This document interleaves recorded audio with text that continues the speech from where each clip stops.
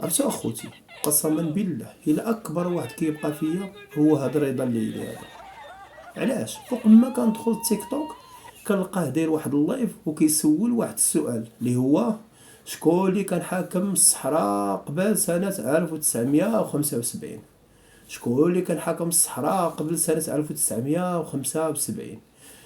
والغريب فاش كيلقى شي واحد اللي حار في القانون، شي مغربي حار وعارف القانون وعارف التاريخ وعارف الوضعية القانونية ديال الصحراء قبل سنة 1975 وشكون اللي كان حاكمها والامتداد الجغرافي للمغرب، وتيبقى يدخل معاه في هذا الشيء، تيبقى يقطع عليه.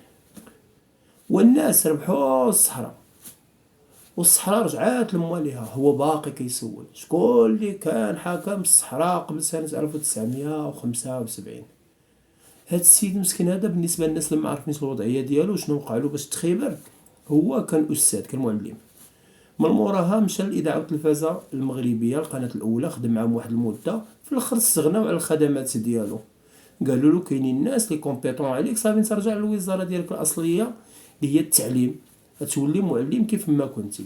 السيد ما حملش راسو، بقى تيدور في المغرب تيدير ندوات وما خلى ما دار، في الاخر حتى شي واحد ما تسوق له. مشى لفرنسا، داروا به الجماعة ديال البوليزاريو ديال الجزائر، لعبوا له بعقيلو، دبروا عليه شي شويه ديال الصرف، ولا داير لايفات في التيك توك. هادي هي خدمته. شكون اللي كان حاكم الصحراء قبل سنة 1975؟ هذا هو السؤال اللي كيسول.